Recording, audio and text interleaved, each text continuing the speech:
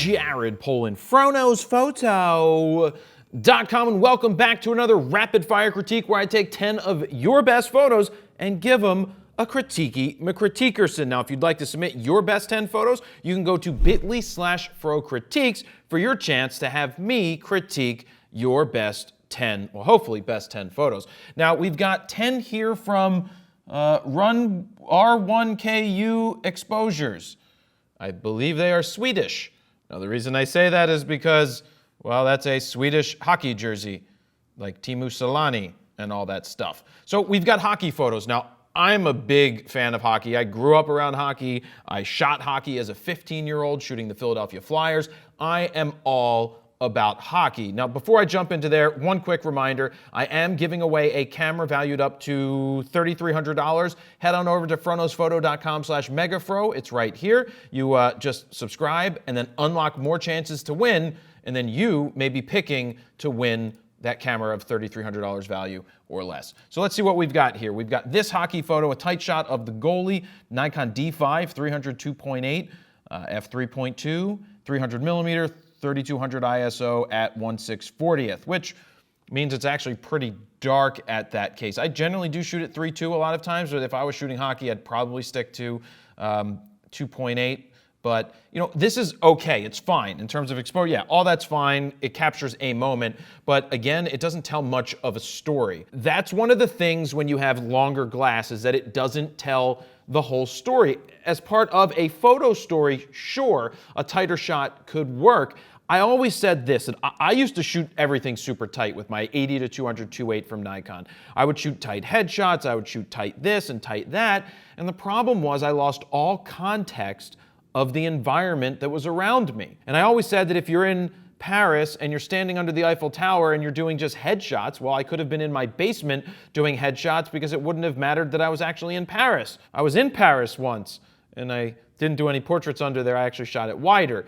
The point I'm trying to get to here is that wider shots, especially with athletes when they're in a large stadium where you can show context of what's going on, where you can get close but still show the wide context, make for more impressive images. Now, I'm only basing this off of what I see right in front of me. That's what this critique is about. I don't know anything else other than what I surmise from what I find in front of me. In terms of images, it's fine. It's just a snapshot as it comes to hockey. This is a wrist shot, less than a snapshot. I hate the fact that it's cropped square. I'm not a big fan of watermarks, but if I had to have a watermark in an image, that's perfectly fine. See, I talk about this a lot in videos, and you've probably heard me talk before that sometimes I'm for them, sometimes I'm against watermarks. I think they detract from a lot of the images. In this case, this doesn't detract, and it's not there to try and say, oh, don't remove my watermark. It's just there to give people a remembrance that you took the photo. So if it's there, but it's not in the way, I could see having it make sense, especially as you're building a brand. Just don't have it slapped in the middle or worry that, you know, put it all over at 83 times because you think that that's going to stop people from stealing or removing it. Here, he's not worried about anybody removing it. I like shots from top down. You got to be different when it comes to hockey, but this is just too snapshotty. I know it's a wrist shot, but it's just, or it's a snapshot. I mean, look at it bending right there. It's not, you can tell it's not a slap shot because of where his hands are in front of him. If it was a slap shot, he'd be down like this and turning the wrists over. Here, the wrists are under, which means it's more of a wrist or a snappy McSnap shot. But it's just a basic photo. So this was done with a 300 2.8, probably from upstairs at f4, which is interesting, I guess, to get a little bit more. See, here's the thing. I want to freeze this action. I guess I get the hand motion a little bit. I want to see a little more. It's cropped. I don't know if this was it's obviously not the full image, so I'm not a big fan of that so much. I want to see more of the scene. Kind of what I talked about earlier. That's not a 300 2.8. That's a 70-200 at 130 millimeters. So f4 at ISO 4000 at ISO, sorry, at 1/1000th of a second. Now, 1/1000th of a second is great for hockey, but at f4, like let's play the numbers out. We are at f4. We don't really need to be at f4. We can be at 2.8 for this. I know that I sometimes shoot it at 3.2, but I wouldn't really be worrying about I wouldn't be shooting this at f4 personally. Now, A lot of people, with the D5, it's perfectly capable of handling 4000 ISO to get that faster shutter speed. So let's just play devil's advocate that if somebody wanted to shoot it slightly different and all they could do is shoot 2.8 because they're not shooting with a D5, how would we do the math if we wanted to keep the 1/1000th of a second? Well, the simple thing here is we know, let's play the stop game. F4 to 2.8 is 1 stop of light. This is really easy math. You've got 1 stop of light going from 4 to 2.8. 1 stop. To get the same exact exposure that we're looking at on the screen right now, we need to get another stop from somewhere else. We need to compensate. Now we're letting more light in. We need to cut back on the amount of light that's coming in from somewhere else, or it's going to be overexposed, aka letting in too much light, because 2.8 to 4 is 1 full stop. So you could cut back on the, you could speed up the shutter speed, because that's one way to cut back on the amount of light coming in, or you could drop the ISO. So we're at 4000 ISO, and we take 1 stop away, we cut it in half. We're at 2000 ISO, still at 1/1000th of a second at f2.8. It's simple math, it's really easy, but if you wanted to leave it at 4000 ISO just because, and we went to 2.8, we would then speed up the shutter by 1 stop, from 1/1000th to 1/2000th of a second. I know I could draw it out, I just don't have the iPad set up, but let's talk about this image. You got the guy scoring, but you cut his arms off. I have no arms. I am the greatest hockey player of all time with no arms. So, yeah, they got too close, man. You got a 70 to 200 on. Quickly get it back to 70 millimeters to get this shot, or to get them all in there. It's just, you cut the arms off, and there's no context. We can't really tell that he's actually playing. He could be in a studio somewhere. So this is during warm-ups, most likely. What are we at? We're at 400 millimeters. No shit. What lens is that? It's not telling me show EXIF data. Lens. 400 2.8. Holy Jesus, they're breaking out the big guns. So 400 2.8. I guess, like, that's great for shooting the goalie.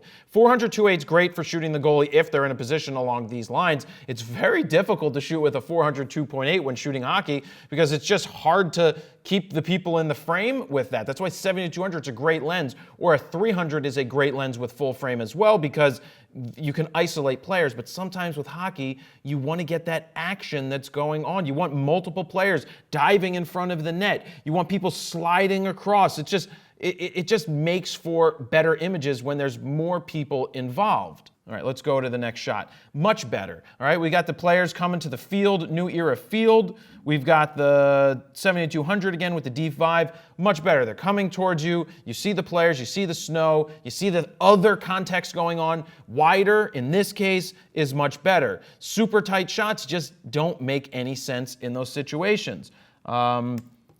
See? More context. We've got the snow. You've got the dejected guy right here who just gave up a goal. You know, his poor defense did that. This guy's crying, and then these guys are coming in for the hug on Mr. Thorella, whatever his name is. So it's better. Not the greatest in the world, but it is better. Now, this I can love. Why can I love a shot like this? Let's talk about it. It's at f4.5, 200 millimeters, ISO 100 at 1/15th of a second with the D500. So we've got a crop sensor going on there. Why do I love this shot? Because it got creative. I used to just freeze all the action at hockey till my teacher in high school yelled at me and said, "What are you doing?" He's like, "It's super easy to freeze the motion.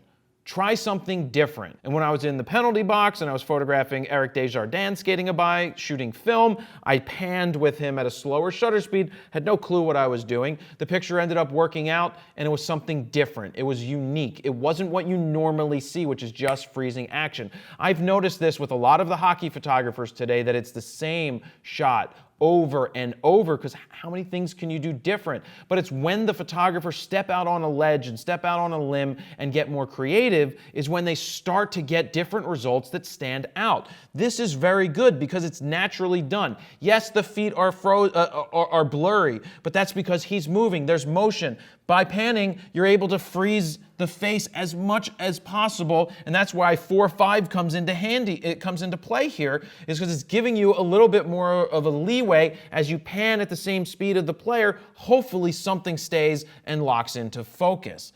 Moving on, it's too tight. This is too damn tight. This is done with a 70-200 again on a D7000. Why are there so many? Oh, that's because this was taken in January 5th of 2016. This one was December 1st. They must have graduated to a better camera. But